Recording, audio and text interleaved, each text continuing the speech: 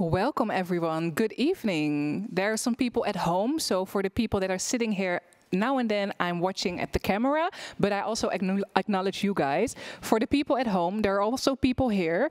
Can we prove to the people at home that there are people here right now? Make some noise. Yes. Ooh, I love the energy. So my name is Stephanie Afrifa, and tonight I'm going to host this very special evening where we're going to talk about the brand Afrique. It's about 2.5 years ago, right, Sivan, that you were here, because Afrique, they received a lot of backlash. A lawsuit was brought up against them by Flisco, which completely made y'all broke. Ooh, heavy. They also talked about cultural appropriation, and tonight we're going to reflect on everything that happened in the past 2 years with the brand Afrique, how they developed, and how they are going to, be more sustainable and work on a better world, basically. So we're going to look at the documentary, and we're also going to have panel talks about the process with Afrique, but also within the whole fashion industry, because we need to do better, don't we? Yes, right? Okay. So, Sifan, you're sitting here next to me, and you want to welcome the people and have a word with them. A little bit. Hi, everyone. Thank you all for coming. I see a lot of friends, family, creatives in the fashion industry, in the creative industry, change makers. People really want to see the world become a better place, like us, I think. Thank you for being here. I'm really happy to see you all. And it makes me, a little bit more chill for this big evening. But what I want to say is that tonight is about both an inner journey and an outer journey. So it's not only about talking about what we're going to do, but also how we are with ourselves. And that is what Afrique is about, and that's also what enabled me to go through all that we went through in the past, 8 years already in total. Because I believe that if we want to change something in the world, we first have to go within. And of course, it's not us who can change everything. Of course, the system is broken. There's so much that we have to change outside of ourselves, but we're going to discuss that tonight. For now, I know that all of us have a role to play. And it really comes together in this motto of Afrique, which is our difference is our power. And sometimes people don't understand it because they say, hey, why do you put so much emphasis on difference? But I see, yes, we are all different. We are all human. We're all equally valuable, but we are all different. We like different things. We look different. We eat different things. We are different, and that's the beauty, and that's what we're celebrating tonight. And celebrating our own difference is also our authentic power. That's what I believe. But we also take it to the outer level, and as every one of us has, I do believe we all have our own purpose and our talents and our skills that match that. And if we all, do that in our own way, then we can come together as a collective, and then our difference is our power. So it's both on the inner level of being authentic and on the outer level of bringing together our differences. I'm saying that because tonight we're going to start, it's not only about the people at the table, it's not only about Afrique, it's also about all of you. And so tonight we're going to start with a little meditation guided by Muriel, who is a heart-based leadership alchemist. I'm going to invite you, and you're going to guide us within ourselves to create the space for ourselves so we can also have the space for others. Thank you. Thank you.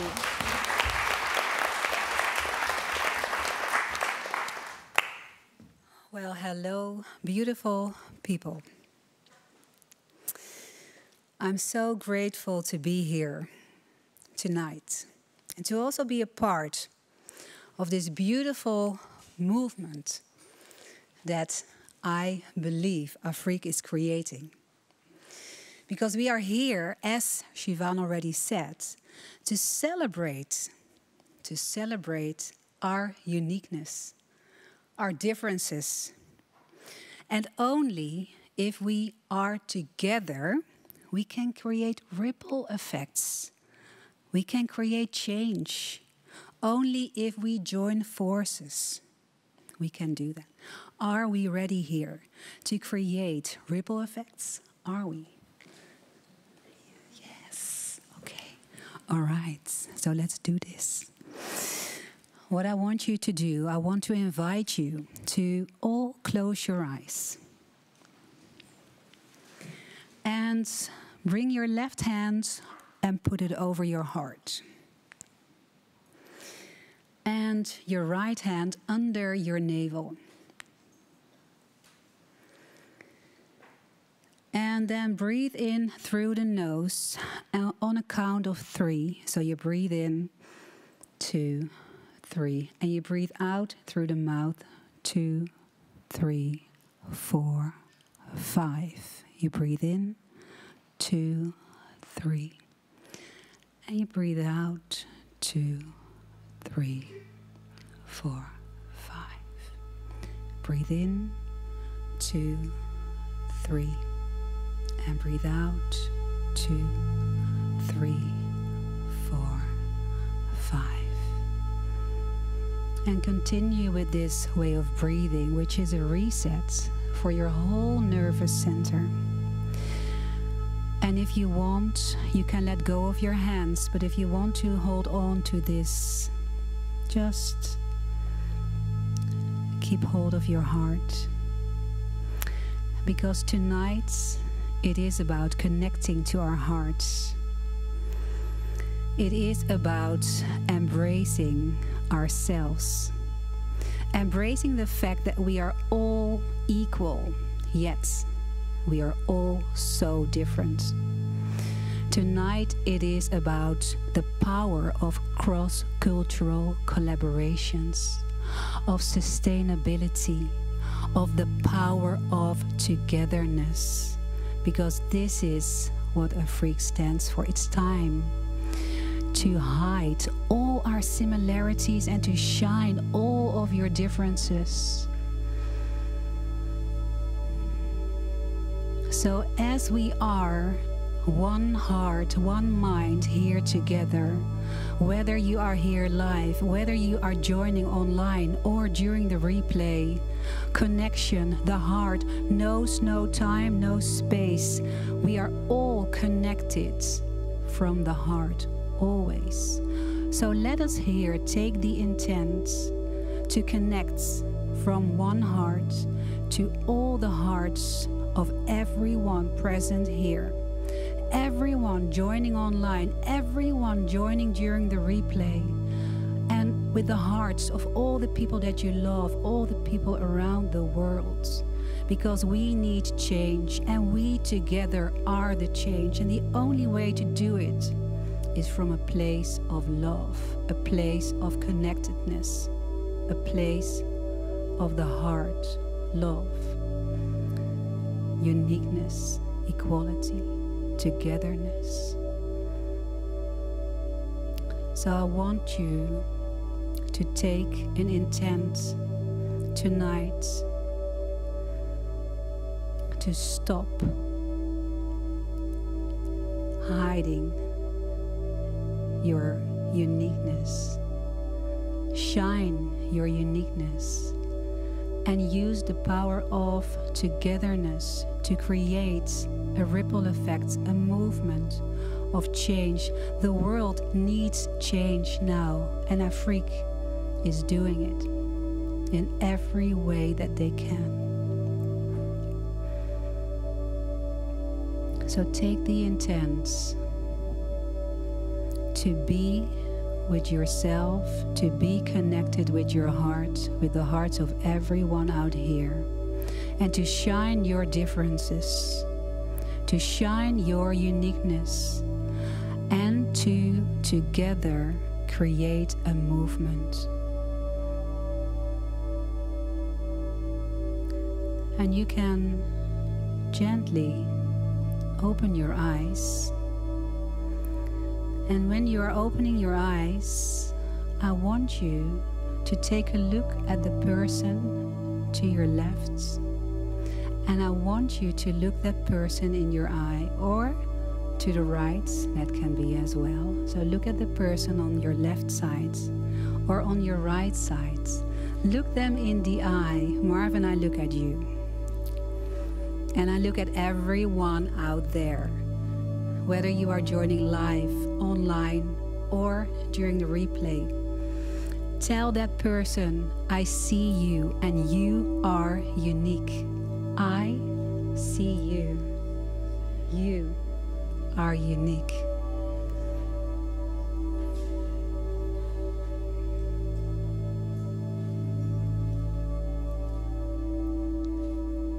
Namaste. Thank you.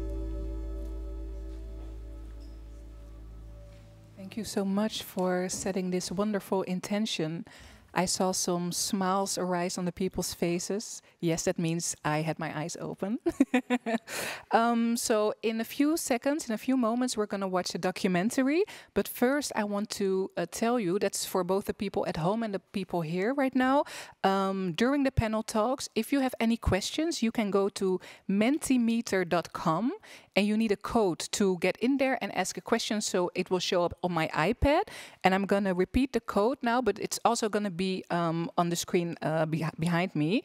The code is 701-46726. So you can go to mentimeter.com and type in the code, and then you can ask questions and it will show up in my screen. And if there's time, I'm gonna ask them to the panel, the people on the panel.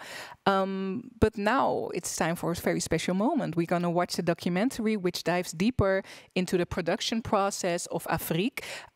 It's a wonderful documentary. It takes about 20 minutes. I haven't seen it yet, so it's gonna be a surprise for me too. Just enjoy it.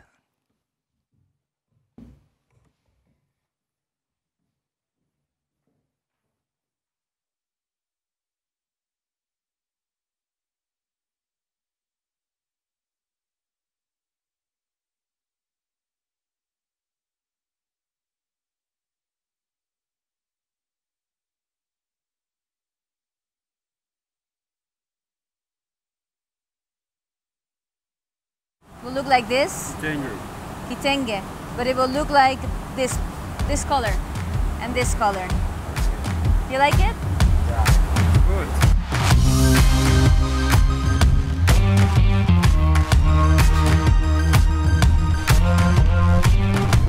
I started Afrique 7 years ago, and up until now we used to buy fabrics on the local market, kitenge, and turn those into fashion.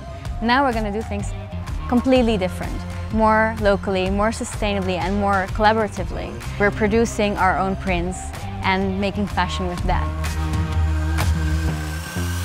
And I'm taking you along on this journey of the relaunch of our brand.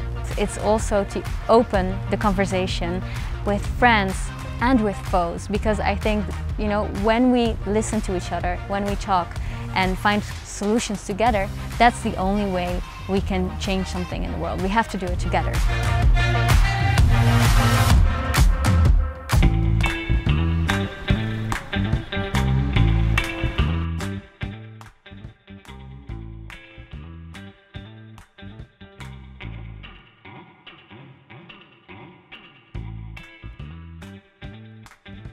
When we are all winning, then we're really winning. If we're trying to you know, be better on the expense of someone else, then no one is really benefiting, because we are all in this together. That's why I put it on the wall. My vision with Afrique is to create more equality in this world, because I think that's lacking. And I really believe in treating each other based on equality, working together based on humanity, and creating beautiful products together. Afrique has a white owner, and that is met with some suspicion. It is met with sometimes hostility and apprehension, because there's a sense of, why should a white person be engaging with African cultures? And it can be understood.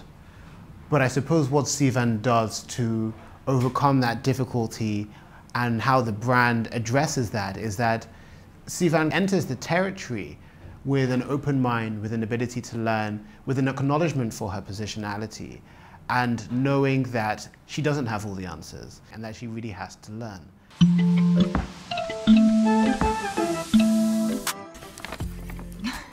There were no rules, you just had to create whatever came to the mind. Yeah, because the moment you put there rules, then you limit someone's imagination. Yeah, creativity. Yeah, and creativity.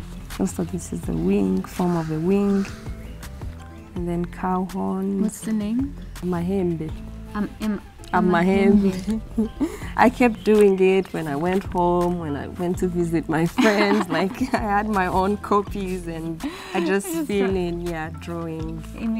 Yeah, Oh, and so also nice. adding on my own patterns, so it doesn't have to be 100% imigongo. So how do you feel about using imigongo in your work, like your collection? I really believe in collaborating, based on equality, and and really work together to show that beauty and create a different way of living together all over the world. And I think the imigongo, like especially how you created the print together with Stefan, is like a beautiful way to share that story and to have other people share that story because they're gonna wear the dress.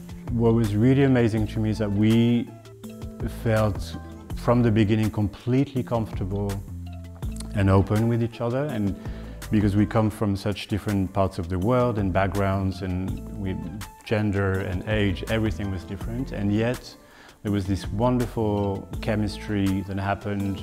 I would bring my printmaking expertise, but she would really be the heart of the design process. So she would come up with her own vision and her aesthetics and her sense of color.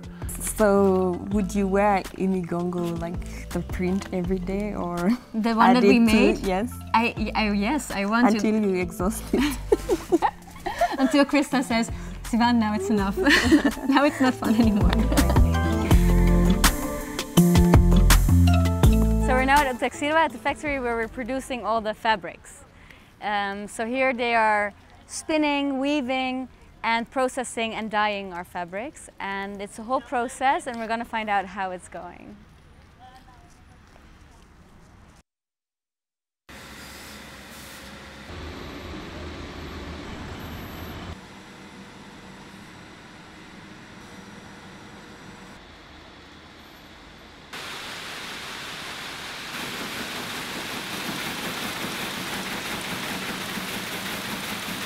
I can show how we are printing. We are feeding our machine in the printing machine, okay? We are setting our screens according to the design required. Then we start our feeding color in the pumps. Okay, and tomorrow we're doing ours. Not tomorrow. Not tomorrow? No, tomorrow never. How to print? Where is the fabric? This week not possible. I cannot tell you lies. No, that's good. My hope was to see the printing of our organic cotton before I would leave Rwanda. But we go with the flow. Don't touch. Accident can happen. You like working with me? Of course. Yeah? We'll just fight together Yes. and reach the point. Yeah, thank you. Thank you very much. Yes. Amakuru. Pole pole utafika. It is all about cross-cultural collaboration. It's about mutually beneficial exchanges between different cultures, producing an end product which is not Western and not African, but born out of collaboration and born out of exchanges in which all parties that are involved are mutually respectful, adequately compensated. There is a time I go on Afrique Instagram, so when I see all these people, they are wearing Afrique clothes. Yeah. So I feel happy. Yes, you like Very it. happy, yes, yes. Why do you like it that we have our own design? So first, I like you are using the imigongo first. Imigongo is in our culture. So and then the way you draw also the dress, I don't know how I can say it. Maybe it's European design, but you insert the imigongo from Rwanda. Yes, I'm happy for it, yes. So this is the new place where we are going to start producing our new collection for the dresses. So we can work with like 6, 8 or 10 tailors.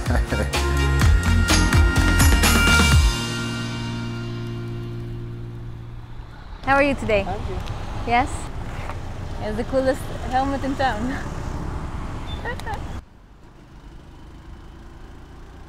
This is my favorite way of transportation, going on the back of a motorbike, because you can find them everywhere and it's super fast. You know, normally in the car you're in traffic, but with this guy, it's just super fast.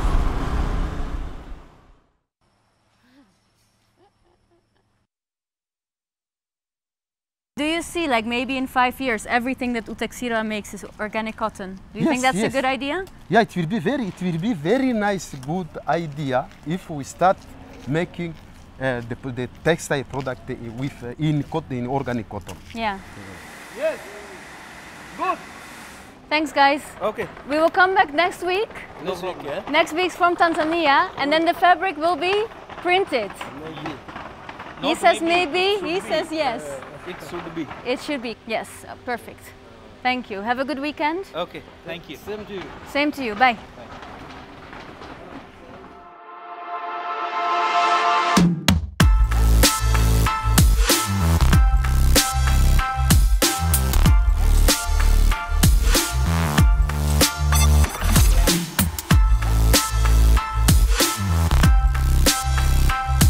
Always been about equal and respectful collaboration, and now we extend that vision to the entire value chain.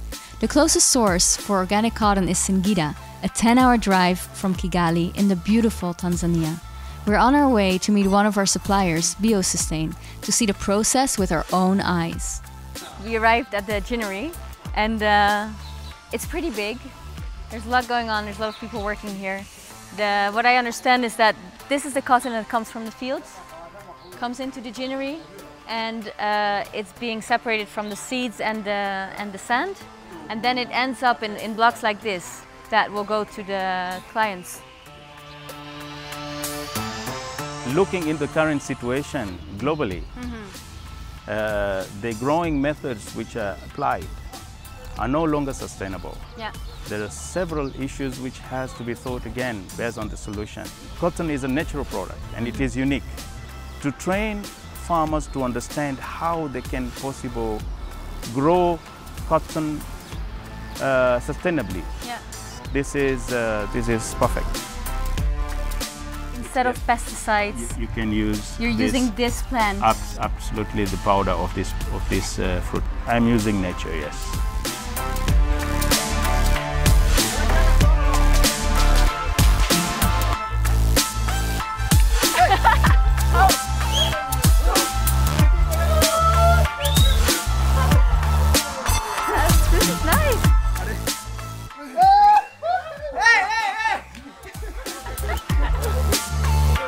Together. Yeah. It feels soft and hard at the same time. There's like hard pieces inside, like this. Don't know what it is. Probably the seeds, but it's nice to stand in it. Hello. Nice to meet you. I come to look at the cotton and maybe buy some. Yeah, to look at the sample, at the quality, but also at the process of how this works. Okay. Yeah. Bye. Have a nice day. We're talking today about more than 10,000 farmers in Singida who are involved in organic cotton production. Yeah. And they see the benefit. They see the benefit. They see, you know, the healthier part of the benefit, so I mean this is also social part of the benefit, environmental part of the benefit, and of course the premium behind that benefit, and of course economical premium. We are on the way to the farmers, the cotton farmers. Beautiful, beautiful, beautiful road. It's been a rather rough road, because of the heavy rains. And now this is what we run into. There's already another car standing there, so that's, I think, a sign that we probably cannot go through. We cannot pass. No? So this is the end of our journey. Where we are going is there. So okay, we can walk. Is it far? Tutapata gari nyingine huko. Huko. Ili uende. Tunakwenda Sendemfuru pale. Mna. Pikipiki, Okay. Piki? What does it mean? At the motorbike. Oh, we can take a motorbike. Yes. Okay. We can use that one. Get the car directly to Singida. Oh yeah. Which is was asking your contract with the bus. What surprised me most is that I didn't find endless fields of cotton and heavy machines working on it. I found small fields in odd shapes, clearly owned by the farmers themselves.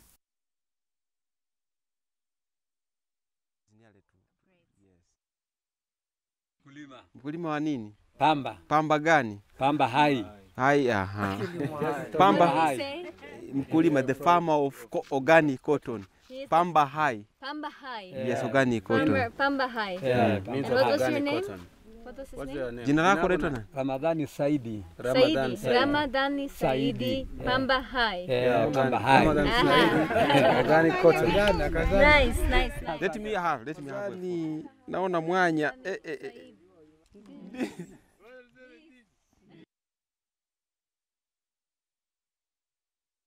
I'm wondering, how do you see my brand or what you've heard so far? Yeah, I mean, I like the idea, and I like people like you, the way you get started or got started with this project, in which you'd like to really explore more. Yeah. And yeah, there is a room growing with us, so that's why we're very quite supportive on what you do, and we see also the future of that. So we wish you also long breath of really making it happen.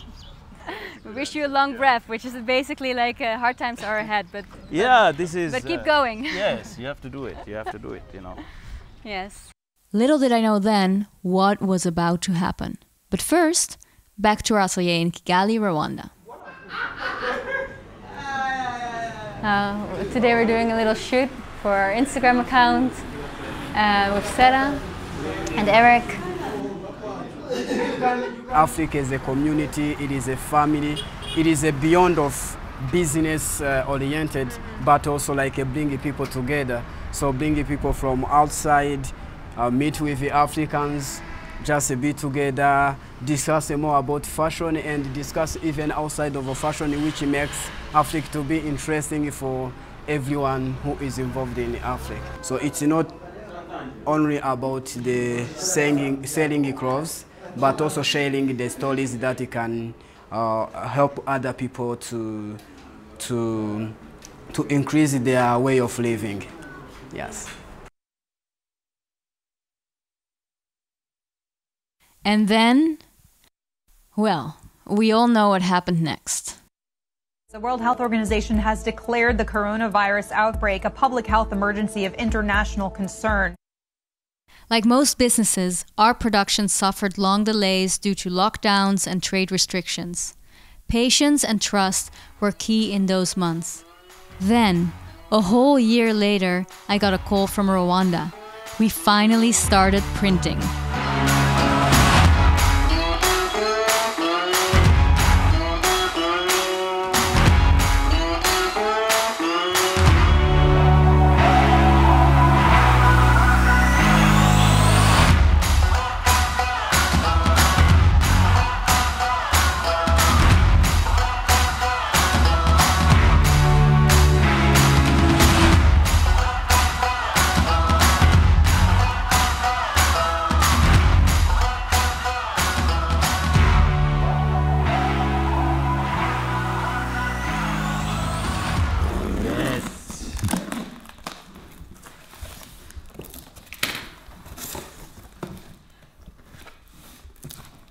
Oh, shine your difference.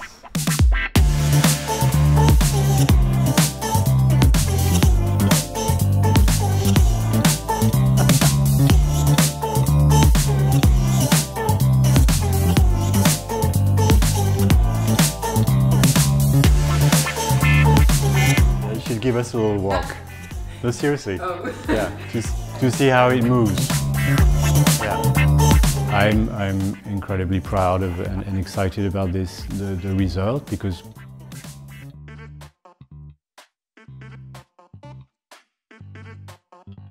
it looks amazing. Nice. Right? Yes, the colors look really good. I've worked with Afrique already for a couple of years, but it has changed the way we work, and I think it's gotten better and better. And I kind of like how in this process of designing this dress, it seems like everything we've learned has come together. So we decided to do just one piece, also because of sustainability and to try to not make a new collection every year, but to really focus on doing one great piece that would fit a lot of different people and different body types and for different moments, and it really embodies everything Afrique stands for in one thing. When they wear Afrique, we want people to really understand that this is a brand that champions cross-cultural collaboration in a sustainable and ethical way. It's about taking different schools of thought, different people from different backgrounds, different individuals from different communities and cultures, and bringing them together through mutually beneficial cross-cultural collaboration to ultimately produce products and to produce a story that is the epitome of different perspectives coming together. We are all equally valuable. We are all meant to live authentic lives. Imagine how the world would be if everyone could thrive. Afrique exists to show the power of collaboration. We're all about the win-win. We listen and we learn. We co-create and we celebrate. The journey towards great change comes with vulnerability and mistakes. That's okay. If we do it for the better, if we do it all together, if we do it to celebrate the beauty in every one of us, we all thrive. We're the change, we are the change. Our difference is our power.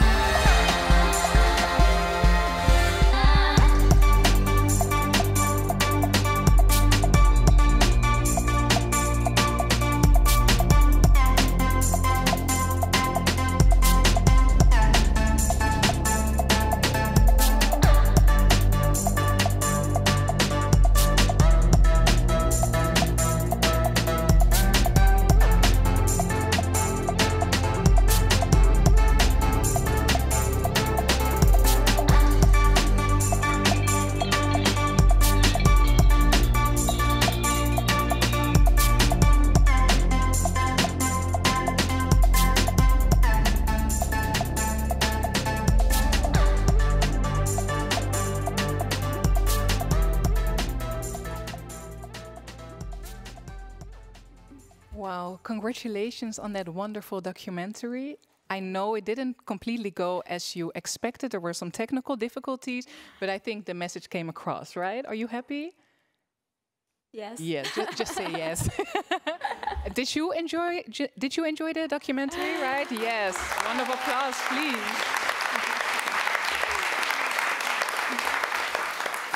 Thank you so much. So now we're going to start with the first panel talk. And as I said before, if you have any questions, go to mentimeter.com, type in the code 701-46726, and then you can join the conversation.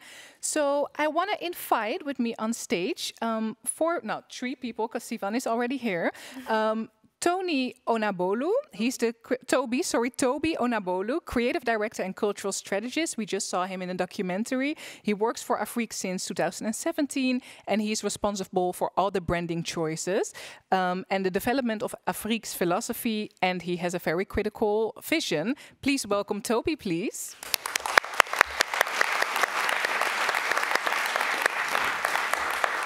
And then I would like to invite Cincy de Brouwer. She's head of society and context at Amsterdam Fashion Institute. And she helped Sivan get a better understanding of cultural appropriation, which we're going to dive into a little bit later. Please welcome Cincy.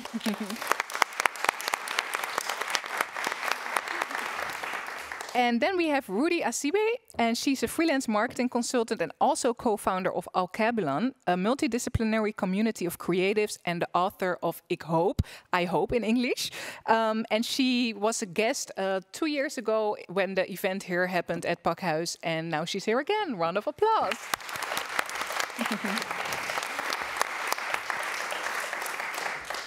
So we're going to take a little moment to reflect back on where Afrique came from and what happened. Sivan, can you tell me a little bit more about that? Yeah, we started in 2013, so that's a while ago, 8 years. Very naive, and yeah. Hi, what everyone. happened? I just have to get to the table. Hi. Yeah, so we started, like I said, with the fabrics from the local markets, with this idea that, like, a lot of like the collaboration that I saw between Europe and Africa, and also a lot of the ideas about Africa in Europe, in my own life and the people around me, was very one-sided, was very biased. So I wanted to create something beautiful, work together based on equality, and show a different image. But along the way, I discovered, with the help of many people that pointed it out to me, that there were some big problems with the way I was doing that. What kind of problems? Well, Willa organized panel focus group, yeah. And they said, this is a very white image of Africa you're showing here, and it's very one-sided. Yeah. And I was like, what? Don't we do like a lot of things very well? And then I was like, oh shit, yeah, that's right. You know, my team was very white. Yeah. The creative process all was done in Europe. Like, there were so many things. And what sparked the change in approach? The moment that you were like, okay, I need to do something different, because a lot of brands don't do that. Oh, well, I mean, right when you hear it, it's just like, gotta change something. You can't continue this way. And I knew, like, I know, and I've discussed it with both of you especially many times, like, we live in an unequal world. That's just a fact. So as a white person, I will always run into things that I'm missing, you know, from my privileged position. So that's what I already knew at the beginning. But then running into it is painful. But then I also knew, like, okay, got to do something about it. And that's where help comes in, and you can see things differently. Yeah, thank you. So Afrique has a new motto, and that's our difference is our power. Yeah. So Toby, that motto is basically rooted in cultural collaboration. You also talked about it in the documentary. What is cultural collaboration, and what is essential when implementing that within a brand? Yeah, so cultural collaboration, I guess it's quite simple. You know, you've got like one culture, two culture, and you can either exploit or you can collaborate, kind of thing. Yeah. When it comes to implementing it, I think it's a question of honesty. It's how far up the chain do you want to culturally collaborate? So if you start from exploitation, right? The classic case of like a white boutique brand in Paris sort of going to Namibia, buying sort of products made by local women and selling it in a boutique store at a crazy price. That's just pure exploitation. So that's quite easy to cut out because that's obviously not a good thing to do. But then you can sort of say we're going to cross-culturally collaborate at the executional level. And so, okay, we've got a collection that's got a bit of a relevance to West Africa. Let's hire some West African photographers. So that's at the executional level. But then you can take it up a stage to the strategy level, like who's in the room, right? Are you cross-culturally collaboration from a vision and strategy perspective? And then if you take it up to vision right at the top, when you set your vision, your mission, your strategy, what you plan to do, who is it coming from? Because that's the question. That question then becomes equity, and after equity comes justice. Yeah. So I think to cut it short, it's like, how honest do you want to be about cross-culturally collaborating? Yeah. Do you just want to have a few black photographers in your book, or do you really want to sort of share a vision that's kind of like co-owned? Yeah, very clear. And could you also elaborate on what is cultural appropriation? Because that's something we hear very often nowadays. Yeah. Can you explain that? Yeah, so again, quickly, we've got culture 1, culture 2. There's nothing wrong with that happening. That happens all the time. That happens in history all the time because we don't live in a vacuum. We're always crossing over one another. But it's obviously, like I think Sivan mentioned as well, we've got a completely imbalanced system. So like one culture coming to another, comes in number one from a position of power. So the terms in which the collaboration is already operating is undermined because the power is completely different. And then on top of that, I think the blatant cases are when you take a culture for its aesthetic value or for the purpose of selling for your own good, but the returns, the credit, and the remuneration doesn't go back to the cultures from which it's been taken from. And when it comes to things like hair as well, black women's hair, right? Like something that is so heavily policed, so the cause of so much body shame and things like that, then when it's just copied flagrantly for the sake of aesthetic value, that is just like blatant cultural appropriation, because are you also sort of fighting to protect the people from the cultures that are being exploited? Yeah. Very clear.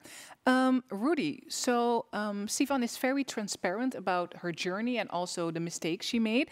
And when a company is confronted with cultural appropriation or other problematic issues, what are the 4 ways to respond to that? And what is essential in responding to such accusations? I think Sivan and I talked about it, was it 2 years ago? And I said to her that there are a few ways that you can respond. And I think there's just one way of how you do it correctly. And I think that's what she did. She did it transparently. Everyone could watch the transition happening. And she was listening. And she took a step back and put other people in a position of power to really change what she was doing. And I think where most of the brands go wrong when they were, called out is what they do is say, I'm sorry that you feel that way, instead of really acknowledging that it's a real problem. Or else they'll just ignore the problem and just go on doing whatever they're doing. And I think those are the things that goes wrong. And I think Sivan really listened to her critique and what the things that everyone was saying and put the people that actually know about the culture, that live the culture, that create the culture, in power to really create something that's authentic. And I think you can really see the difference now of what she made before and what she's making now, because exactly what you said, it's bringing 2 cultures together. And I think Flisco could be, because we were talking about 2 years ago, one of the things I said that I think Flisco is still culture appropriating West African culture, actually saying that they are the one who created the Adinkra symbols and all of the things that they sell. And I think what you correctly did is bring something new to the table and creating something out of something that already existed and making something new and something that we all can enjoy. Yeah. Thank you. So, Toby, you said in the documentary that, people are seeing a white person with a brand called Afrique, with using the prints and stuff, and that could be met with suspicion. I can imagine from outside, people could still meet this with suspicion. Like, is there a way to really make sure that it's completely right and ethical?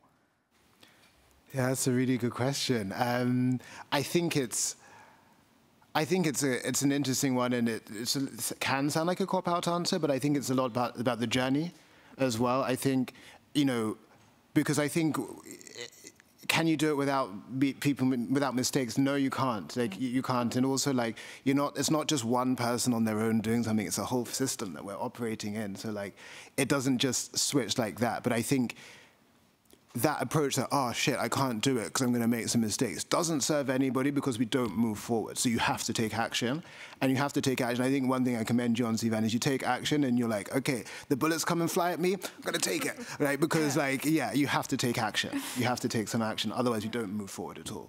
Yeah. And since you also advised Sivan since 2017, right? That's quite a long time. What are examples of very specific changes Sivan and Afrique made that could be inspiring for other brands? Well, at the time that I came into contact with you, Sivan, it was together with my business partner at that time for Stories of Near. I think we really tried to, well, maybe not advise, but inspire, which is always kind of the starting point for my work.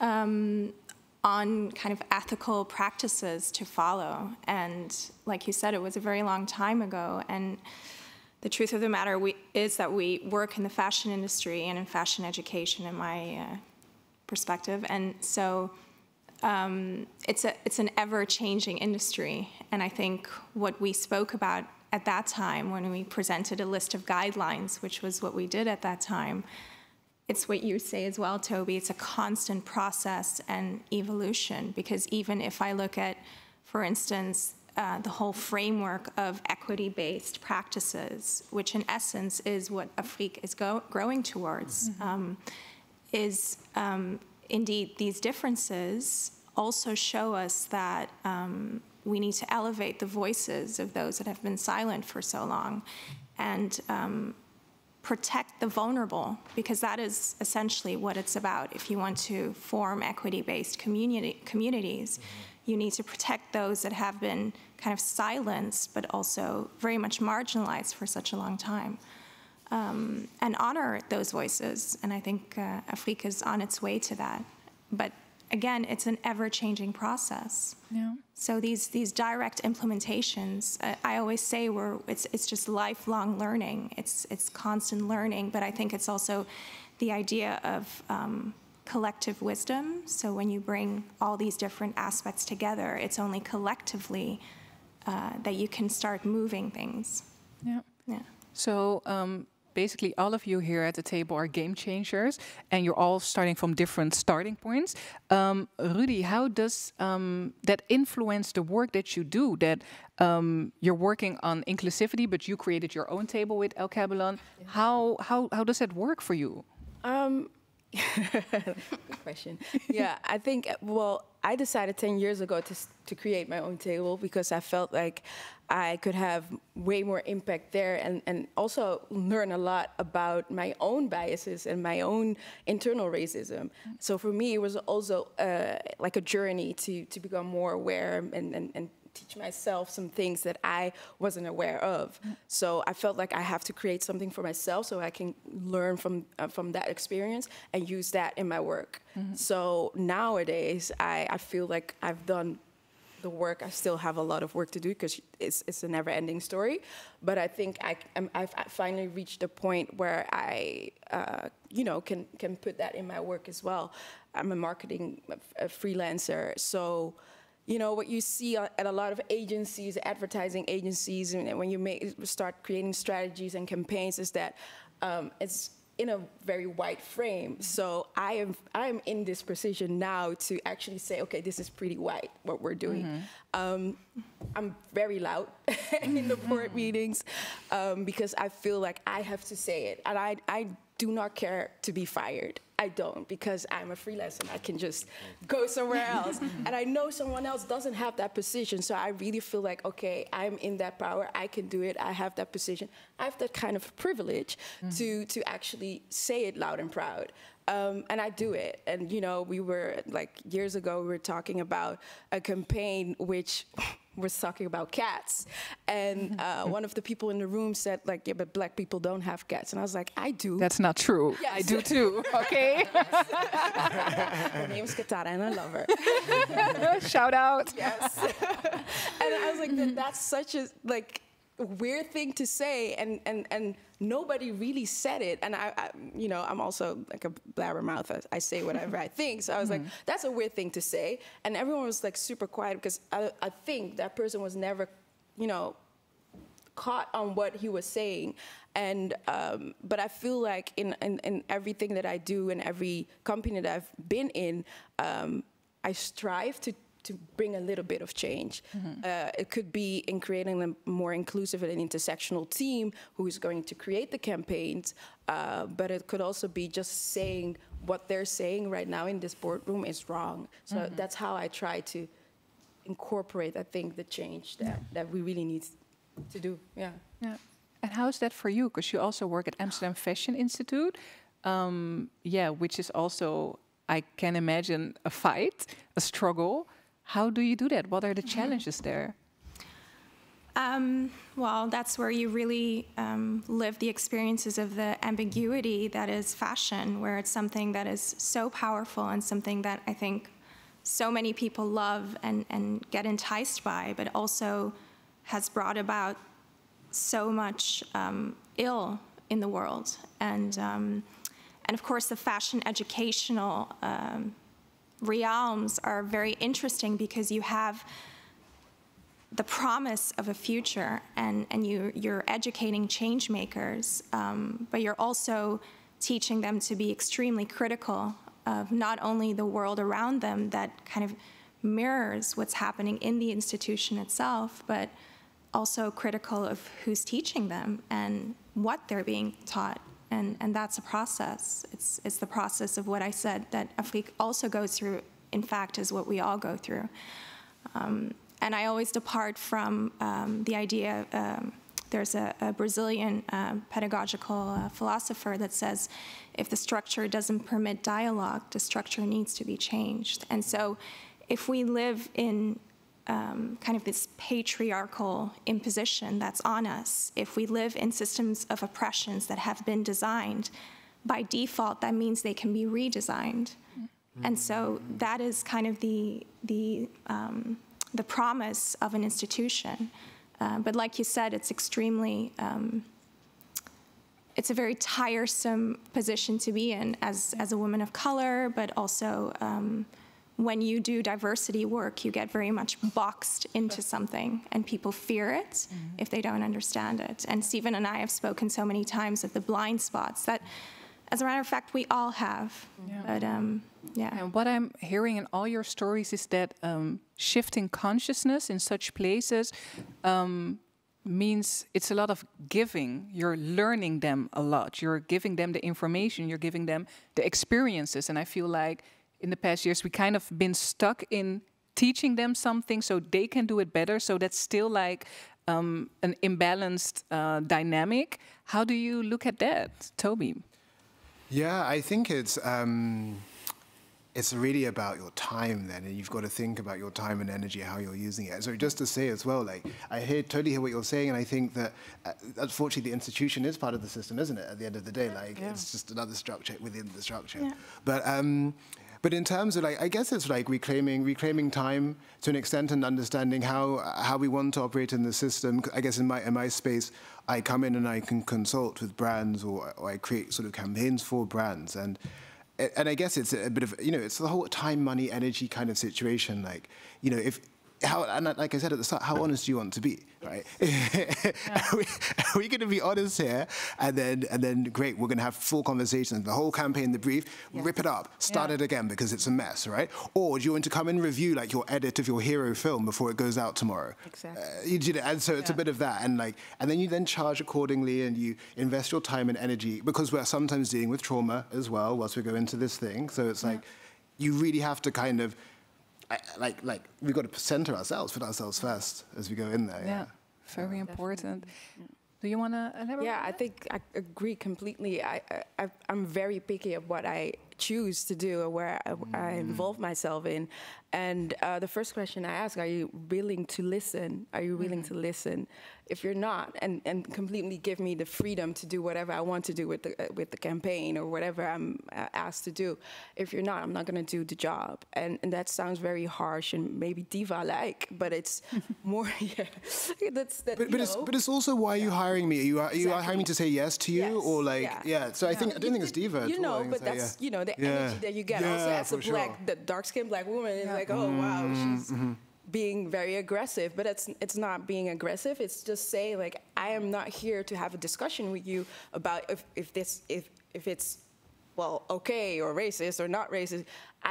You want my advice, so let's do this and let's make something that is inclusive and hopefully will not get the discussion that you used to get online or whatever. Are you very genuine also? Or do you really want change, or is it because of a marketing thing, because of Black Lives Matter? Is it because of that? Those are the questions I ask. And if the answers are correct, that I feel like it's correct, then definitely I'll work on it. And if it doesn't feel like I'm doing the emotional labor that I sometimes feel that I have to do when, having a discussion online or maybe with people outside. So it really comes to, are you genuine? Do you really want to have this conversation? Do you really want to change? If that answer is yes, then let's start this process. Let's do this. Yeah. Thank you. So there's a question from the audience. Not sure if it's from the people at home or the people right here. But it's an interesting question for Sivan. Were the clothes sold in Rwanda for reasonable prices that are accessible to the Rwandan community? Very good question. Yeah, and I have to say, not yet. Not yet, as in it's not being sold there, or the price? It's being sold with some discount. We used to sell our clothing in Rwanda for half the price. This is also the story of a starting business and having invested a lot in the whole process. So it's something that I'm slowly going towards. But it's a business. There's still a business and a lot of investment. So I'm working on it. It's definitely in the process. Yeah. What are your thoughts on that, Toby?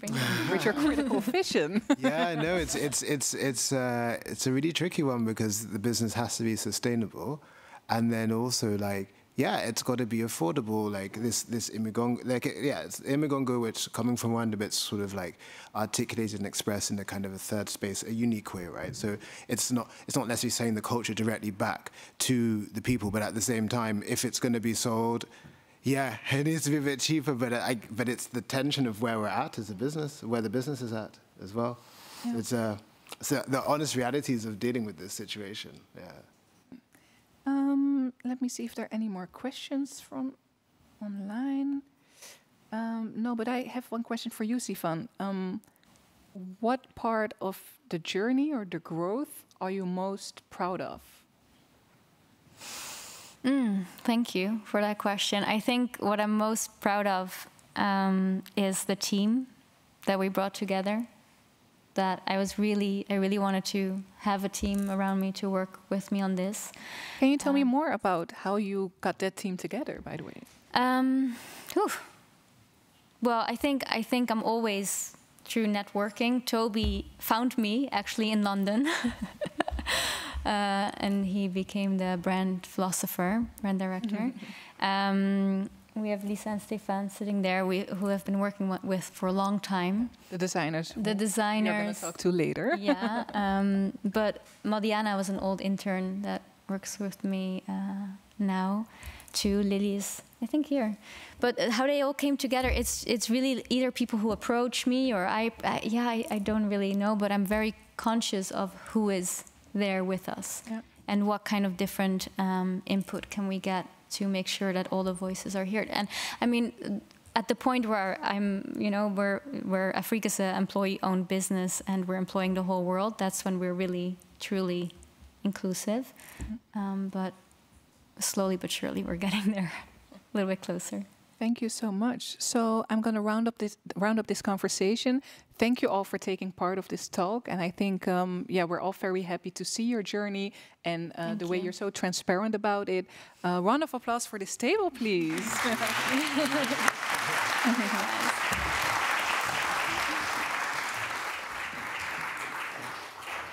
So for the people at home, I still hope you're enjoying yourself. We're going to go to the next panel talk. So I'm going to repeat once again, if you have any questions, go to mentimeter.com. The code is 701-46726.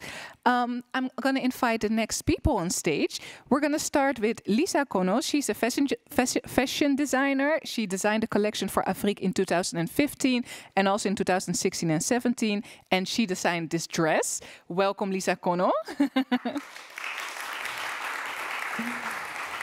A little bit more energy, people. Yes.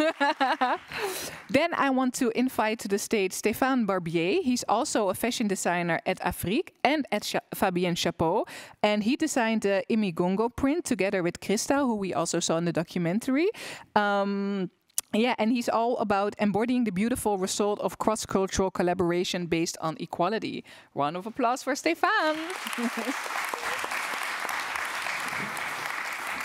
And then I want to invite on the stage Willa Stoutenbeek. She's the founder and creative director at W Green, a branding and communication agency focusing on fashion, food, and lifestyle. And she has been a partner in branding and PR for Afrique. Round of applause with a lot of energy.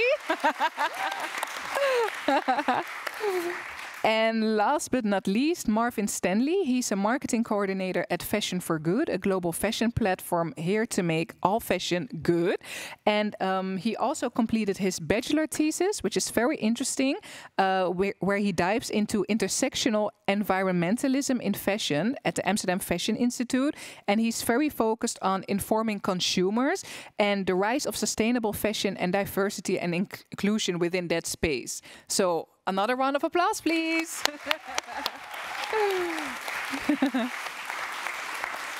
So I have a question for you guys here on the table, but also the people in the audience. I can't see the people at home, but I'm wondering, do you know what you are wearing and where it was produced?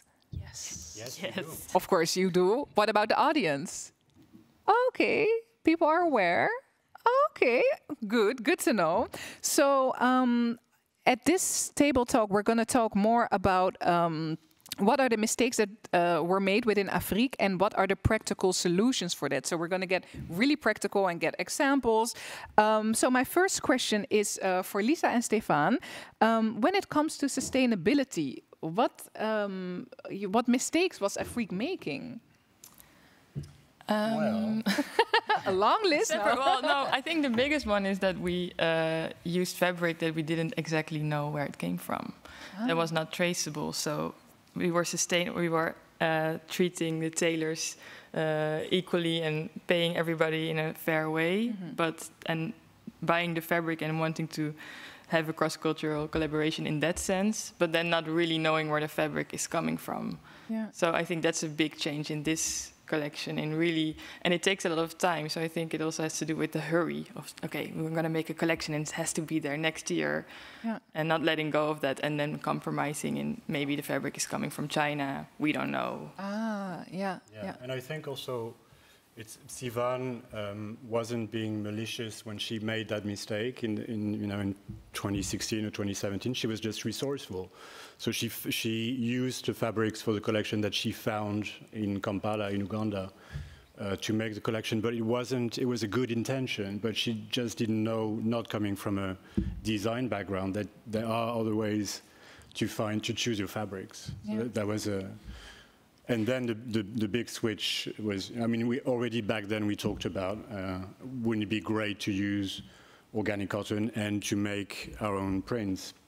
Because then we would know, they would be absolutely authentic and personal, instead of using things that weren't exactly traceable.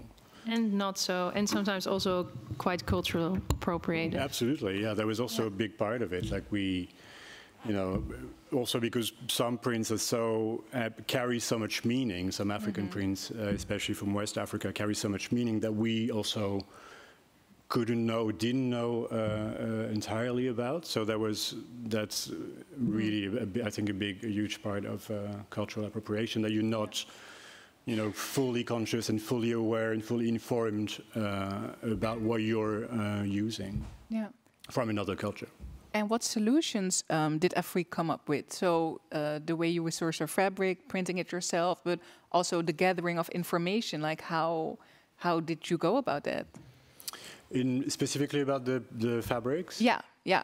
Well, so after we had this issue with Flisco, we sort of had to rethink the whole process, and then Sivan did a lot of research about fabric itself. So how to, you know, could we weave? Could we have our own fabric woven? Could we source the fabric ourselves? And the print idea came, I think, really early on.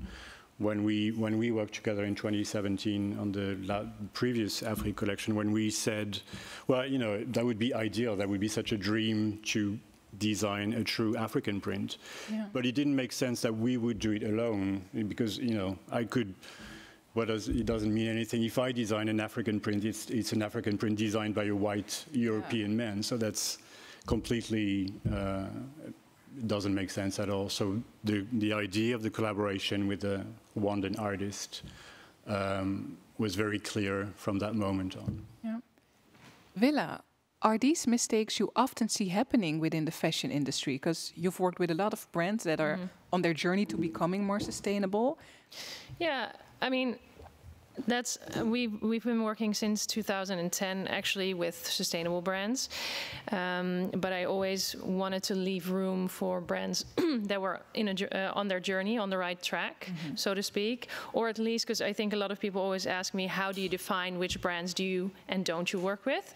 And it's actually based on intrinsic motivation. And I think if you are intrinsically motivated to do the right thing, it doesn't matter that you're making mistakes at that point. If you're willing to learn, if you're open to do things differently, I think that's actually the best ground. I mean, there's also some sustainable brands that I'm not gonna maybe shame them tonight, but maybe but, not, maybe yes. I can hint towards it. I mean, there's some people that have received so much praise for doing something sustainable that they are not willing to be open-minded about things that are not right. And I think that was very much the issue when I kind of moved into the more sustainable side of fashion, because prior to that I had worked in the regular fashion industry for around 10 years. And I noticed that there was a certain cockiness, a certain arrogance, and a certain, you don't tell us what to do because we're doing everything right. And that, I think, is also a very toxic attitude. So I think it's really about that intrinsic motivation to do things right, and to also acknowledge when you're not doing things right, and then trying to do it better. And then also being able to acknowledge again, hey, this might have seemed right 10 years ago, or 5 years, or 2 years ago, but now actually we might reconsider again. And in that sense, and that's actually something I just kind of thought about when I sat on the stage. In a way, I think the whole Flisco situation, it was a blessing in disguise, because it allowed you, you didn't have anything to lose because you lost it all. And all those things that you were finding difficult to implement were actually, you were able to implement them because you had a clean slate, or let's say you hit rock bottom, and you could build up again from there. And there you could take decisions or make decisions that you maybe would have wanted to earlier on, but there was no time, there was no money, there was no room, you needed to finish your collection, etc. And I think that was the beauty of this. Yeah, and I think it's unfortunate for Flisco that I think they've had all the right people around them for such a long time, and they are not willing to change at all. And I think that's gonna cost them their business. And I hope sooner than later, to be quite honest. Good to know. Thank you so much. So, let me see my next question. Sorry, I kind of lost my train of thought because of the last remark. Yeah, Marvin. So this whole discourse about sustainability can be very overwhelming, especially for consumers. Yeah. How do you look at that? Like, it's such a conversation that is happening within the industry, but we're buying the clothes. So what is our role in this? Well, sustainability, the demand of sustainability increased throughout the years, and especially back in 2013 when the Rana Plaza building collapsed, people became more aware of their consumer behavior. And also research has been done by the Global Fashion Agenda that 75% of the consumers prioritize sustainability, but only 7% acts on it. So there's a huge gap between that we as companies, as fashion brands, but also the government needs to solve. But why do you think that is, that gap? Well, consumers tend to think the problem is bigger than themselves, and but sustainability starts with us. It's even in the word sustainability, us. Even if you have a limited budget, there are alternatives to buy more sustainable, or even wear your clothes even longer, or repair it, and all these things. Also, research have been done that if you wear your clothes 9 months extra, it decreases 20 to 30% of water waste and carbon emissions. So all of these things can be helpful for to have a more sustainable consumer behavior. Mm-hmm. And Lisa, can I respond to that? Yeah, of course. Because I completely, of course, agree with you. But I'm starting to understand also, or maybe my understanding or opinion has shifted. That I think there is a lot of responsibility also with governments. Yeah. And also with companies, the industry, because I think, and of course, consumers. They can have an impact on that, because with our behavior, of course, we vote. We vote where our money goes. I saw something about that again today as well, about black-owned businesses. That's of course also, if you care about those kinds of things, well, then buy from those companies. And same goes for if you care about the environment. Then, but I think for a lot of people, it's such a big thing. It's bigger than themselves, and it's really difficult. So I think we should also really demand change from those companies that we actually might now support with our money, like also demand change from them in many ways, because I think we all know that one mosquito in the room, but I think that's really the case. So yeah, so also by buying, but also by forcing those other companies. Yeah, definitely. But you see that with the climate marches, with a lot of documentaries that been out there, like also one of like Our Planet, like how of these things emphasizing these problems, actually to put pressure more on the government for to build laws about to invest more in sustainability. And I think we have to pressure the government as well. I'm also wondering, like for the people at home who don't know what sustainability actually means, when can a brand call itself sustainable? Like, are there specific things that they need to do to be sustainable, or can we just buy any brand that calls itself sustainable?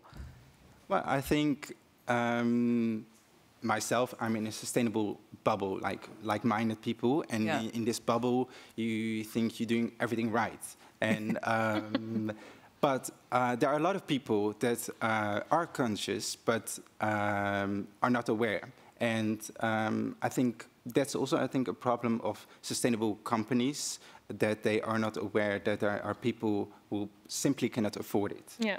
And that's what I also wrote in my thesis, that marginalized communities being affected the first by climate change cannot have access to sustainable development. So that's not fair. So it's really important also for sustainable fashion brands that we look at the less fortunate, to give them this access to be more involved in the sustainable movement. Yeah, and to come back to your question, like how can you define if something's sustainable? That is something that is so difficult to define, especially if you're not involved in the industry. Like, for me, again, where I'm so trained that I know exactly where to go and what to look for. And you know, back in the day, it used to be as simple as, ooh, if it's made in Bangladesh or Vietnam, don't buy it. But that's also, of course, not the case, because fortunately, not all companies moved away from Bangladesh. Some did and went to, for instance, Ethiopia, because they didn't have any minimum wages. So that was a great solution, because Ethiopia, in that sense, sounded sexier than Bangladesh after Rana Plaza collapsed. So there were kind of simple things that you could look at. But I can give you one advice. You cannot find it in a high street. So if you're buying fashion in a main street, or in a main street or high street, it's not going to be sustainable. And what I find very difficult is in the high streets, there are, of course, a lot of more sustainable initiatives, conscious collection, et cetera, et cetera. I don't know all of them. What I find very difficult about those, well, it's in my opinion, 100% greenwashing. They are making some adjustments to make it somewhat better, but those adjustments and improvements are actually solely at this point in material innovation, or not even innovation, but choosing a more sustainable material. But it doesn't say anything about the process, how it's being made. And if you then go back to those marginalized communities, the majority being women of color, those are the ones that suffer most, and they don't benefit from you paying a premium price for a conscious collection piece, because they don't get a cent more for making that, and they don't have another choice than to do that job, because otherwise they cannot. But they cannot even feed their children or run a normal, you know, a humane life in that sense, because they are not making living wages. In some cases, not even making minimum wages. So this is a really, really big problem. And a T-shirt that is cheaper than a burger, it's just not possible. No matter how much we want to believe that, because it's very convenient for all of us, but it's not possible. Yeah. Very interesting. Thank you so much. Lisa, can you tell me more about the design processes at Friek and making the clothing more sustainable? How did that go, and what choices did you make? The first choice was to just make one item, because as I mentioned before, I think a big problem in the fashion industry is haste and time, like having to do everything in a hurry, and therefore not designing it well, therefore it not lasting long enough, therefore it not being for everybody, for instance. So those are also mistakes I made, I think. This is an example of the first collection, which was a lot of pieces. Like that bra, nobody fits that bra. Except that model. It just looked nice. But it looked nice, I think. I mean, there was a lot of mistakes. I think we didn't have a diverse modeling cast. It was, well, that's a whole another issue. But making it more sustainable for us meant making one piece that fits a lot of body types, a lot of different people, and that fits different occasions, and paying a lot of attention to doing just that one thing really right and really well. Yeah. So yeah, I think that was the biggest thing, and growing kind of together. I like also the idea of what Stephen is all about, is admitting your mistakes and growing from it together. And this is also just when I finished art school, half a year after, and then now I look back and I'm like, that's it's all really not good, but but you know. But you also did what you were trained to do, right? Exactly. So the last, I think that I've been now done with school for 7 years, and a lot of it was just unlearning things, not even learning new things, but unlearning systems that were taught to me of how what a collection should look like. Just that it has to be a collection, that it has to be in these sizes. It's just this system that's implemented already from schooling position, and therefore a lot of designers who then graduate, they keep practicing in that same system. So it was a learning, and yeah, taking more time. I think everybody accepts it if you just do one dress in a year. It's this myth that you have to do more, and it's slowing down. I think that's good for all the different parts of the system. The fashion industry is a complex system, and in order to have a circular fashion industry, it takes investment in patience, but also action. So it's sometimes it's a slow pace, but I think we're getting there. And what you are studying with One Piece is a really good example. And equality, no, equality is not a value that is shared throughout the fashion industry in many ways. Yeah. It's also like if you look at when I started working in fashion industry and how interns were treated and how you had to work your way up. In that sense, if you look at The Devil Wears Prada, that is not something that people made up. That's really even here how things in Amsterdam even used to be. And everyone was taking part in that system, because if you didn't stick to those rules, you know, like there was also no room for you to flourish.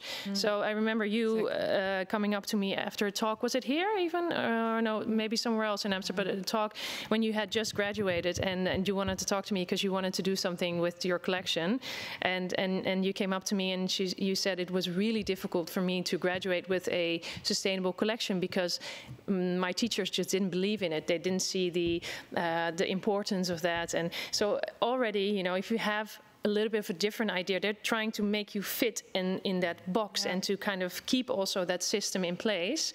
And so it's really, and now, you know, with Amphi and Zinzi being there and other people, and also there being more room, and fortunately some people are also listening, there is, you know, you see the system shifting, but I'm sure you come from the same upbringing, right? With No, absolutely. I was thinking, I think the first time that I started working in fashion in the mid-90s, and I think I didn't hear the word sustainable until maybe 2010 or something in the industry. Yeah, exactly. And so that says something about in those Parisian fashion houses and everywhere, I think it's also really normalized that there's this hierarchy and that everybody treats each other, you know, like shit. The person that's one below. So, and they're also worried about that hierarchy. So, if people are in that state of stress themselves, how are they going to worry about somebody else way further in the supply chain? Exactly. True. So, I think it also needs to start with those people having a different vision. It's like the intrinsic version, like the aesthetics, or you know, like it's like it's all about the outside, the exterior, and not taking into account the intrinsics, because there's no room for that, and you have to kind of like, I don't know, build a wall to enable yourself to go through that system even. But I mean, that doesn't leave a lot of room for authenticity or growth or even reconsidering things or questioning things. I have a question from the audience. Maybe that's someone who's starting their own brand. I don't know, but this is very interesting. What's the biggest sustainability risk if smaller brands such as Afrique were to scale to a mainstream brand? So if they want to become bigger, because here we're talking about we just do one dress. What if you want to evolve to a mainstream big brand? I think Villa can answer this, but not sure. Yeah, I'm thinking of one brand that I saw coming from a really small place called Armed Angels, and I think they're now one of the biggest sustainable brands of Europe, maybe even globally. I'm not sure.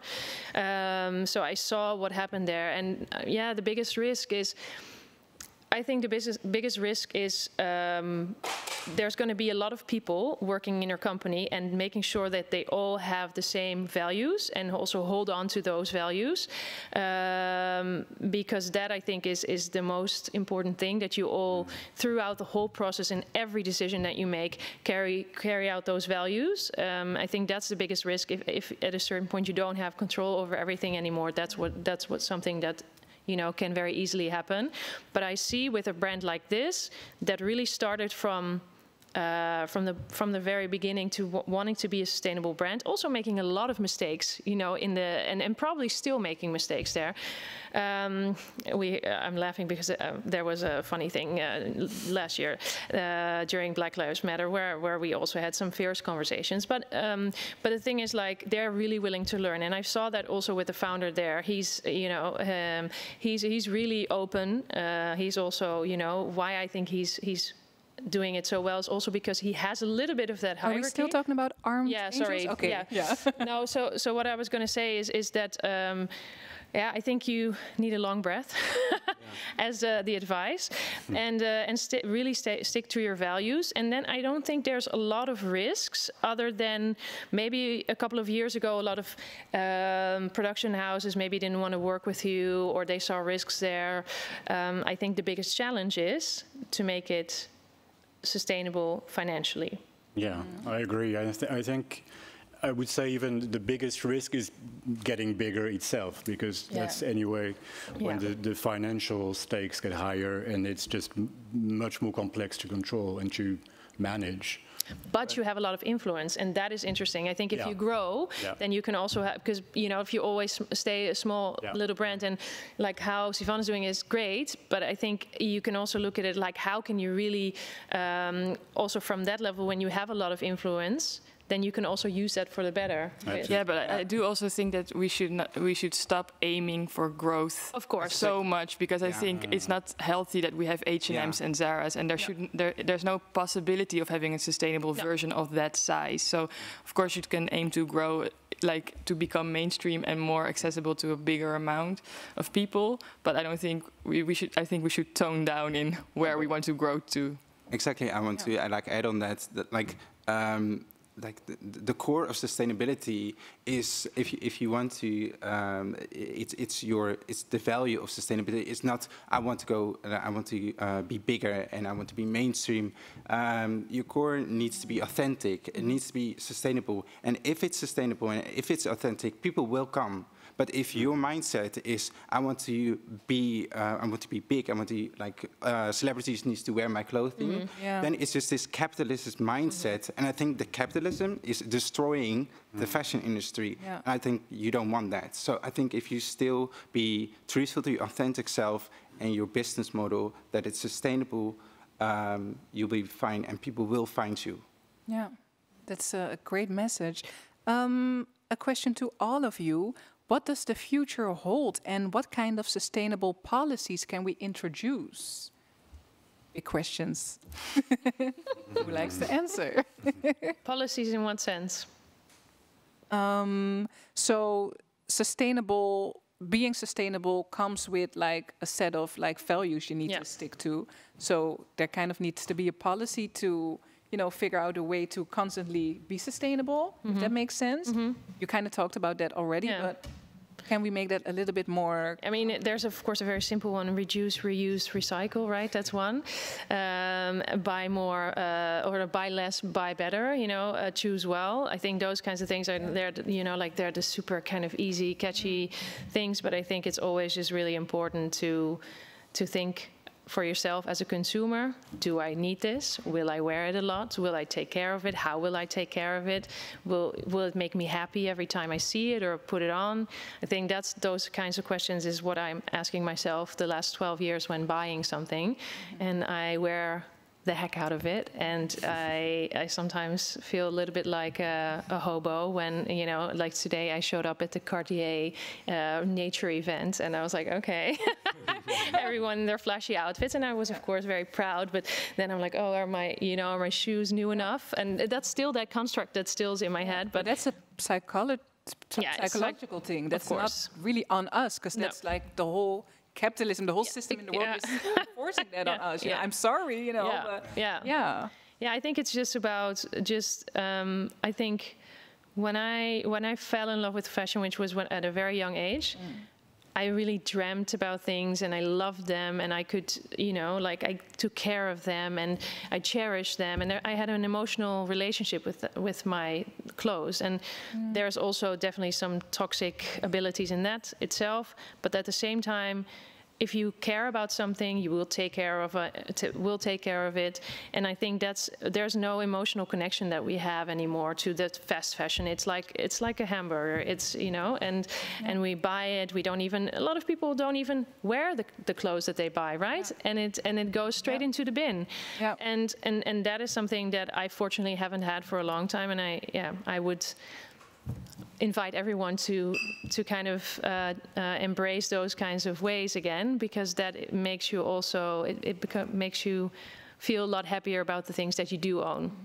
And thinking about the consumers, like storytelling, seeing a documentary like this with the people who actually touch the fabric and actually produce it and make it and design it and think of what it should be, is that also a way to make people more aware and create that connection and that value to a piece of cloth? Yeah, you should build a relationship with your clothing, I think. And of course, it's difficult to say to everyone, create your own style, because if you have a style, you're gonna love your clothes. You know you look good, and then you build this relationship, and then you know, like, oh, I know how to wear this on this event and on work and all of this. So, but that's not the case for everyone, of course. I think it's just really trying to do your research, really research where your clothes are coming from, and be more conscious. But also, being like, able to do that is a privilege too, right? But also, like, look at like how it's been made. Like look at the quality and what like bamboo, hemp, linen are more sustainable, and those are the ways to also choose your clothing as well by materials. Yeah. I'll give you one thing. If we stop producing clothing today, the current pile of clothes that is available on this earth today will last us another 40 years. Wow. And there's a really, really big problem that is often also overlooked, is the landfills. And that also then leads back to people in marginalized communities that are then suffering from all kinds of complexities that come with that, like agricultural grounds that are not, that aren't fertile anymore, and then they're not able to produce food anymore. I mean, it's so complex, and so I think the one thing that you can do today is try to not buy anything for a long time. See how creative you can get with what's in your closet. That doesn't cost anything. I think you can trade with friends. I think that it always feels like a hassle, but whenever I do it, it actually brings me a lot of joy.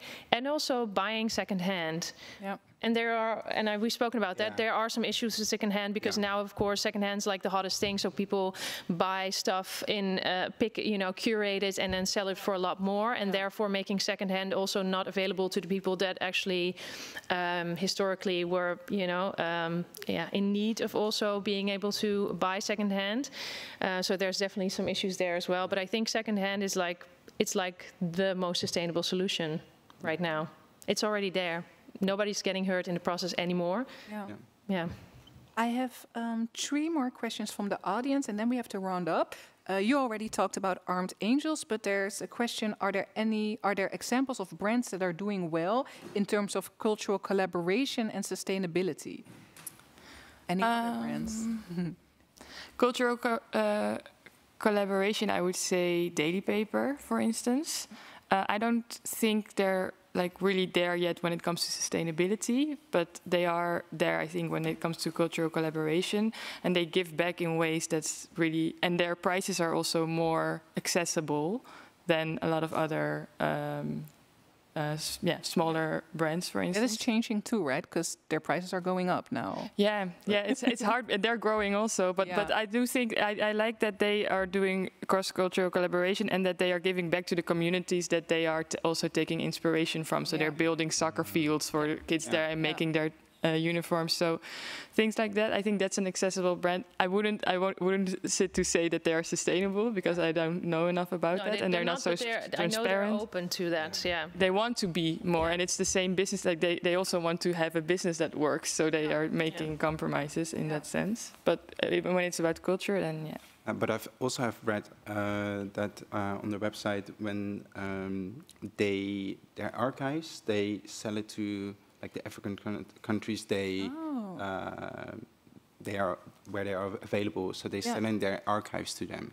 Wow. So that's I find really sustainable as well, because lots of brands burn their archives, or so I think that's a sustainable way of. Yeah. And the last question, because we're running out of time. What role can the Dutch government play by changing legislation and laws, and what should these focus on? We're gonna do work for them right now. I think they should tax companies that are not transparent. I think they should tax companies that are so big, like a Primark or things like that. And they should reward transparency, and they should punish intransparency. Great one. Stefan, do you know something? Well, being French, I will. No, I think that's a good point from Lisa. I mean, honestly, in 2021, you can't be if you work in the fashion industry or if you make clothes, if you're a brand, you can't not be busy with sustainability. That's a no-no. So whichever way it's possible, and I know nothing about how that's possible from a government on a government level, but I think that needs to happen. You know, for every brand. Every brand should be involved in getting more sustainable. I mean, there are standards in place in terms of toxics in fabrics or in baby toys or etc. So the systems are there to to actually make sure that the right things get into the market and the other things might not get into the market. So I think there are systems in place that could help people to kind of force them into becoming more sustainable. I would hope they would do that from an intrinsic motivation, but I think when we're looking at the big high street brands, I think H&M is really trying to see how they can still survive if H&M goes down the drain, because they come up with COS and you know, and Arket, which everyone thinks is very sustainable. I think production-wise, again, no. But so I think there's ways of, but I think in a free capitalistic system, that's of course a faux pas. So, yeah. Thank you so much. We have to round it up. I think this was a very interesting conversation. Please give a warm round of applause for Lisa Connels, Stefan Barbier, Willa Stoutemeek, and Marvin Stanley. Thank you so much, guys.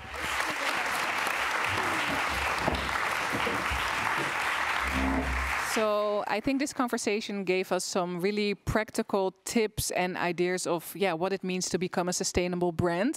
And I hope that you all can take this with you, and you know, if someone asks you how to be sustainable, you have something to talk about, basically.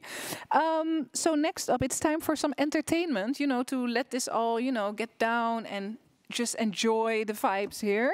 We're gonna listen to, again, Toby Onabule. Yeah.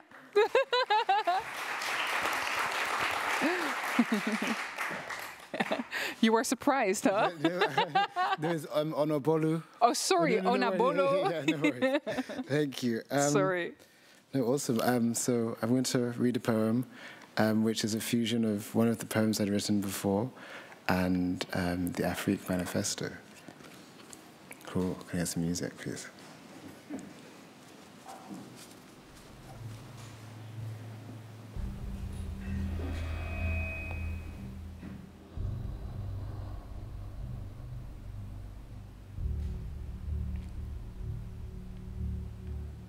My desire, your desire, passion, flames, wants, dreams, beliefs,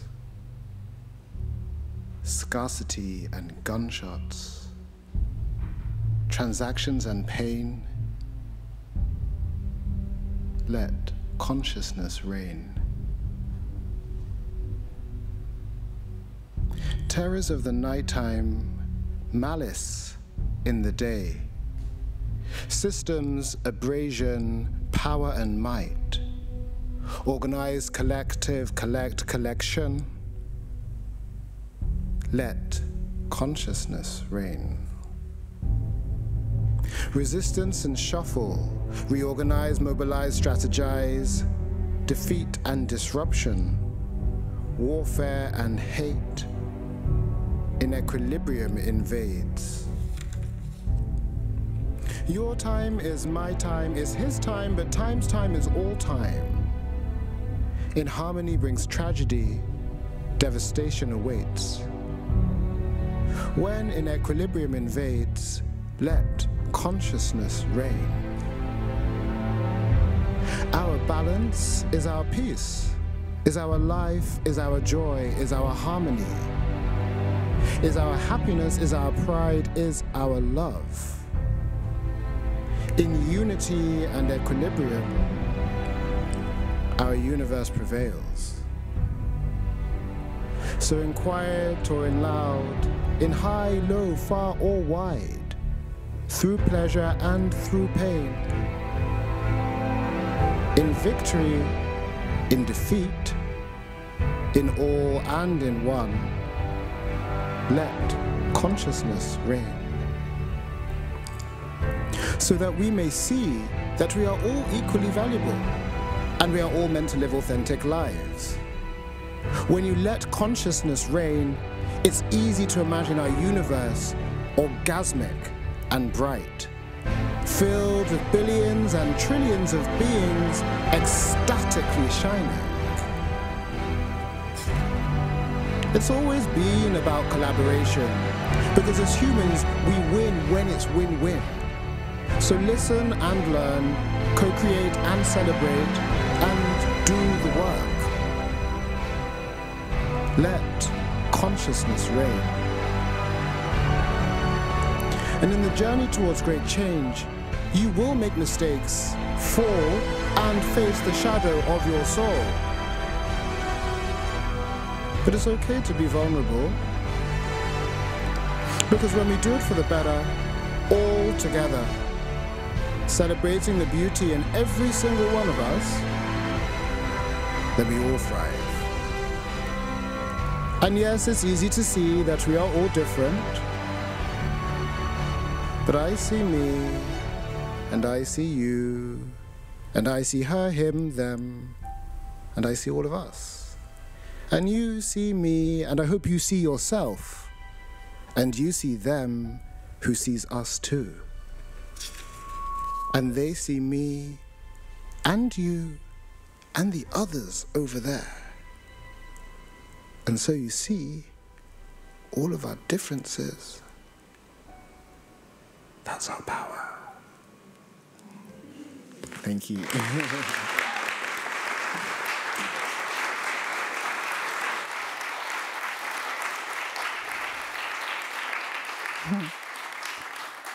Thank you so much, and I'm gonna make sure I'm gonna pronounce your name right this time. It's Toby Onabolu, right? And it was wrong on the screen too, my sincere apologies.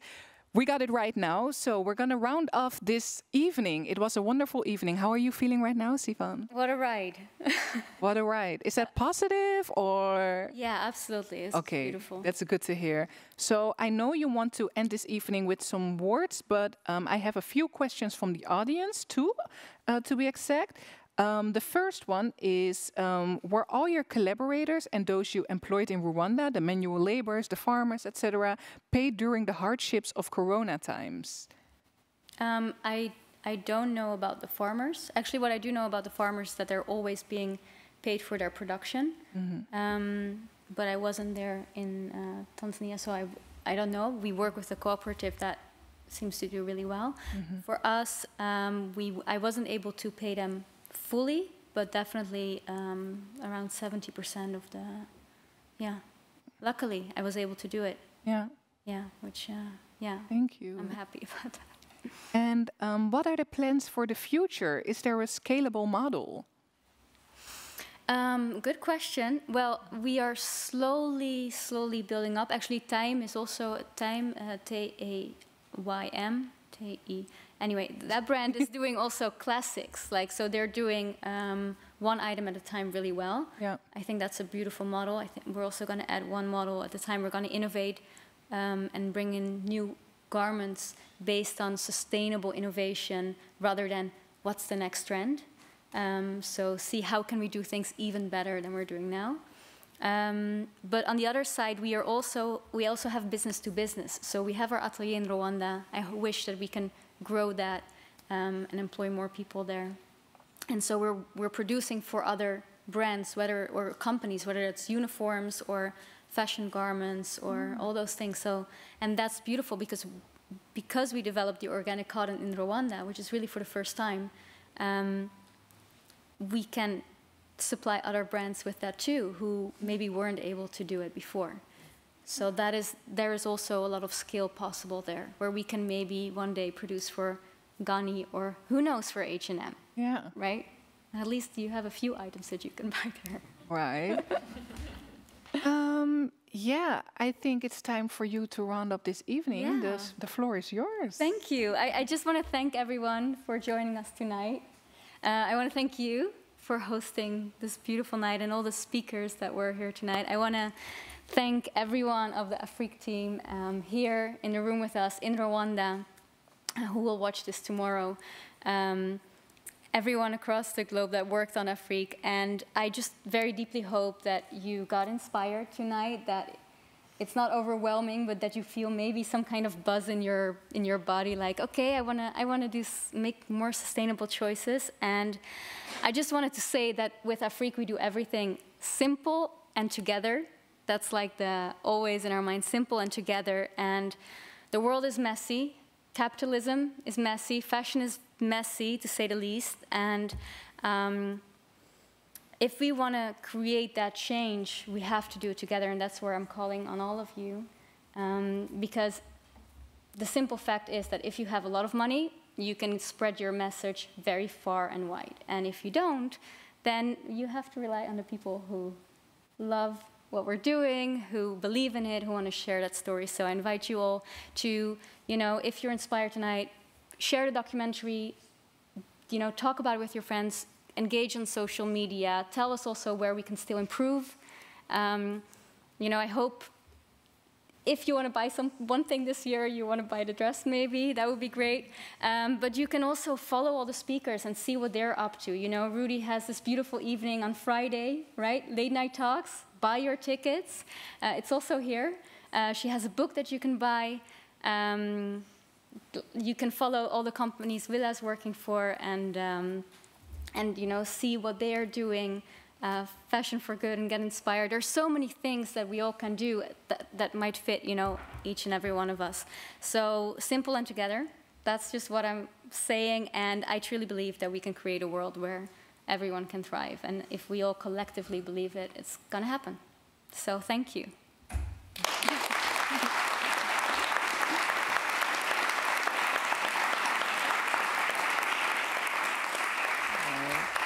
Beautiful.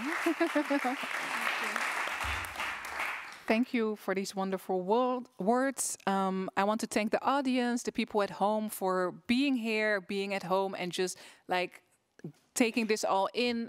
It was a pleasure for me to moderate this lovely evening. Thanks to all the speakers for sharing your vision, your ideas, your wisdom. I'm going to wish you all a great evening. Have a lovely evening, y'all.